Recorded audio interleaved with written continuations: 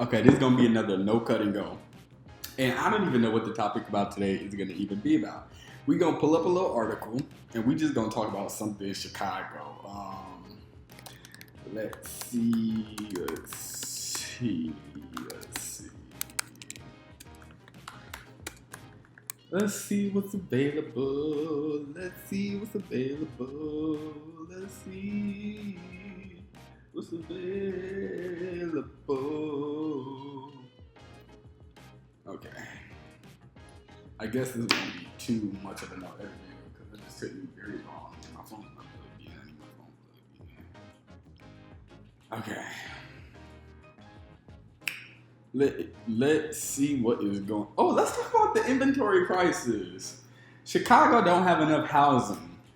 This is my favorite topic because a lot of people want to talk about the Chicago housing market and think they know what they're talking about. They want to talk about why buyers aren't buying, why sellers are overpriced, yada yada yada. Woo, woo, woo. I don't think none of that is true. You want to know what's really true? We don't have enough housing for the amount of people that we have that want to live in housing in Chicago, which is causing one of the most affordable housing markets to go up in price every single day, every single breath. Let's turn that off. Okay. So, the inventory crisis. I don't even know if there's an article here for me, but AI just told me that's one of the top issues. And I just know from top of mind, like, that's one of the top issues. So let's do Chicago real estate inventory crisis 2026. Okay. Everybody talking about it on YouTube. I don't like that. I want to be unique, but yada yada yada. Illinois home price. Okay, let's go to illinoispolicy.org. So the reason that this article piqued my attention is because they got a for sale by owner sign as their photo. That's their main promotional photo. And the article is on illinoispolicy.org. I'm going to put it right here up on the screen as I'm reading it so you can see what we're talking about. It's the Illinois home prices jump as inventory plunges. That's the name of the article, I think. Okay, so let's see how long this article is before we get into it. Oh, that's not long at all. We still got 5 minutes. That's perfect time. This looks like a 5-minute old article. So we're just going to read through it, break it down, and at 8 to 10 minutes, we're going to stop it and cut it out because we got to get this up. We're going to stop at 11:45 because that's cutting it really closely.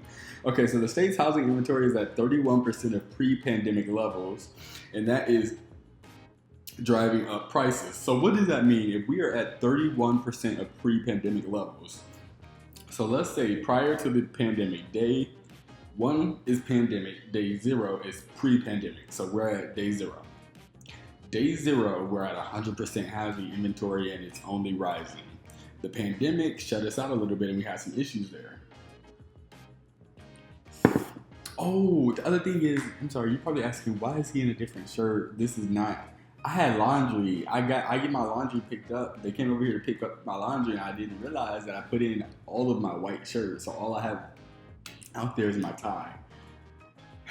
Obviously that wouldn't work. So you get to see me in my natural attire. Also, next time you see me, I'm gonna have my black white tie. Earrings gonna be in, obviously, but I'm gonna have a haircut. This is gonna be different. Okay. So we are currently at 31% of what happened pre-pandemic. That is crazy. Even on our best day, we're not making up for the fact of where we were prior to the pandemic. And prior to the pandemic, we still didn't have enough housing for everybody. Like, we still had not enough inventory for the amount of people that want to live here. And then we're not even going to get into the restrictive zoning, and it's the nation's highest property taxes. That is an issue. We are still one of the most affordable big cities in the country, but we still have the highest property taxes of everywhere in the country. So that's crazy. Buying a home in Illinois became dramatically more expensive since before the pandemic. Whether you're looking at Chicago or Danville, you'll need a much bigger down payment and a way bigger mortgage than even just 7 years ago. That's crazy. That's a crazy fact. Illinois home sales value Illinois home values have jumped 48.8% since February of 2019, according to Zillow. I don't really like Zillow. They're a little, yeah, I don't know. That's not an accurate. That's a bad league. I'm just gonna tell you right now. You don't want to use Zillow. They don't know shit. Zillow don't know shit. They lying. Let me tell you this, because won't nobody else say it, because they all big brands and they scared of tarnishing their brand. Zillow is a lying company that lies just for the sake of lying. If you trust Zillow, you might as well go out and trust your grandpa who ain't sold or bought a home since 1972. It don't work. Zillow is just there to show you what's on the market. If you trust it for anything else, you have failed, and somebody failed you by even giving you that advice. So take it from me. Look, hold my hand.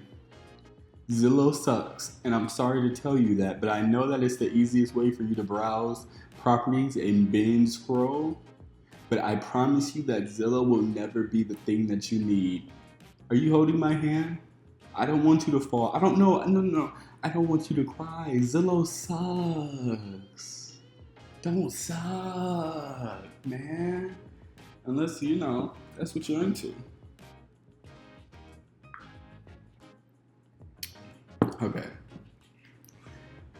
So, we're just going to ignore that. They went into the numbers of that, but I feel like it's flawed because you're going based on Zillow's percentage. So that doesn't even work for me. But let's go into what else they say. They say the pain isn't the pain isn't spread evenly across the state. Housing costs have exploded in some communities while others have seen more modest increases. Check the chart below. So this is the chart, but again, they're using Zillow sources. I feel like that makes this a bad article because you can't trust Zillow. Look, let's Google why my agent doesn't trust Zillow. Let's Google it. Agents often distrust Zillow. This is AI. This is just as bad as Zillow, but agents often distrust Zillow because its data is frequently outdated, incomplete, or inaccurate compared to the multiple listing service which agents use.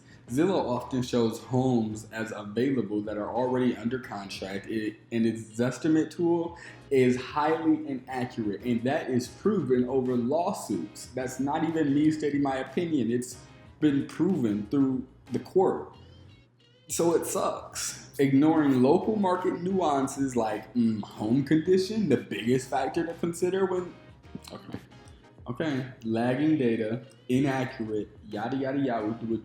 Zillow sucks, and y'all know that. But we're going to continue reading the article because I think the point that they're going to make is valid. I think the numbers that they're using to get there are not good. At IllinoisPolicy.org, if you need somebody in real estate to actually help you come up with a good plan and help you come up with a plan of action for people in their community to take action on this cause, reach out to me, because I will tell you that the main reason that people think that Zillow is such a good platform is because they haven't realized that they've actually been locked out of housing because of Zillow. If we want to get into that, y'all want an article, an op-ed, or whatever you want, we can make that happen. But I'm just letting you know, Zillow is not an accurate, viable source for the numbers when it comes to real estate. It is good for marketing and branding and getting things disseminated to the masses. But if you're really just... I keep bringing the coffee up to my lips and now drinking it. If you're really just using Zillow and not paying attention, you're going to be in shit luck. So Zillow repeat visuals of start picture, yada yada yada. We're literally ignoring Zillow. Illinois is struggling more than most of the country. Realtor.com data shows that only 31% of active housing listings had before the pandemic. By contrast, nationwide averages are 75% pre-pandemic levels. So we're just lagging. We have multiple lagging indicators, but the last thing that they say that I really wanted to touch on was the fact that zoning reforms would increase housing supply and lower costs by making construction easier. However, without meaningful property tax relief, broader fiscal improvements, and many families will still struggle to afford buying and maintaining a home no matter how many get built. I have a dirty feeling that this was an AI article. I'm not even going to hold you, but I'm going to let you know now, even if it was an AI article, John Josco and Lalela Esteban, Zillow, the numbers are flawed. So Zillow sucks. Don't ever use Zillow as a reference point for actual research. It's really cool if you just want to have like pretty marketing and graphics, but like for numbers, it doesn't work. But for two, your broader point is actually accurate. The idea is we really need to let people build more as quickly as possible. Within, you gotta keep in mind guidelines and restrictions. You don't want buildings falling it down within 5 years, but you need to get these homes up and you need to get people into them. And then you also need to make vacant units more available. But on top of that, you need a broad property tax relief. We need to figure out how to extract income from higher earning individuals and their housing and their gains that they make through generations rather than taxing the little mom and pop landlord.